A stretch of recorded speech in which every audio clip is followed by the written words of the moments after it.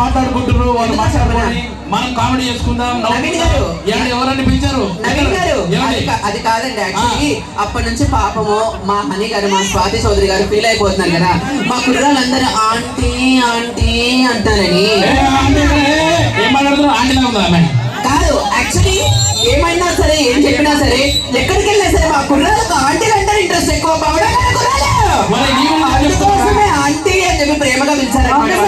నాకు అర్థం కాదు, వాళ్ళందరూ అన్నందుకు నాకు ప్రేమగా ఉంది, కానీ నువ్వు అన్నది దరిద్రంగా ఉంది. లేదండి, పెళ్లి కాలేదు, చేసుకునే వాళ్ళు కూడా పారిపోతారు అటు అనకండి. ఏదో కొంచెం చెప్పదు.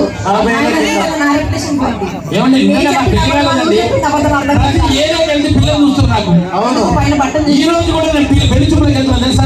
ఏంటంటే పెళ్లి చూపులకు వెళ్తున్నా. పెళ్లి చూపులకు వెళ్ళిన మాట నిజమే, కానీ వీళ్ళ మనవడికి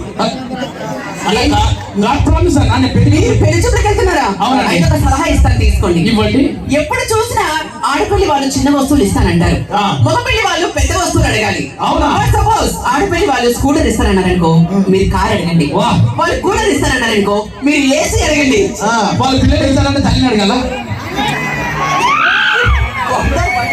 మరి అన్ని పెద్ద పెద్ద వస్తువులు ఆడవాళ్ళతో జాగ్రత్తగా మాట్లాడడం నేర్చుకోండి. మగవాళ్ళతో జాగ్రత్తగా మాట్లాడడం నేర్చుకోండి. వినోది గారు చిన్న డౌట్ అండి, ఒకసారి మైక్ కిందకి దించండి. నేను దించా, ఇప్పుడే మాటలు మొదలైనవి. కాదండి, దించండి చెప్తాను. ఓకే, నీకోసం 2 నిమిషాలు తీస్తా. ఏమంటే మీకు షోరూమ్ లో ఎంత గోడౌన్ ఇంకెంత ఉండొచ్చండి?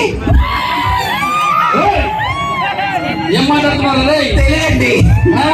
సరే గానీ నా సంగతి తెలియదు. నేను ఇందాక అక్కడ చూస్తుంటే అందరూ ఏమన్నారు తెలుసా? ఏమంటారు? అయ్యో బాబోయ్ ఏమందా ఉన్నారు. ఏమంటే అర్థమే కదా. సరిగ్గా వినండి. అయ్యో బాబాయ్ ఏమందం కాదు, అయ్యో బాబాయ్ ఏంటిది మందం అని అంటారు అందరు. ఏమంటే ఒక మగాడు అందంగా ఉంటే ఆడవాళ్ళు ఓరలేదు కదండి, అంతే కదా? ఏమంటే ఇప్పటికి కూడా మా కాలేజ్ ఫ్రెండ్స్ నాకు కలిసి ఏమంటారు తెలుసా? ఏమంటారు? అచ్చం హీరో మహేష్.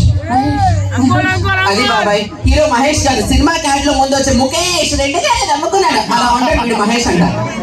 ఇవన్నీ కాదు, నువ్వు వచ్చి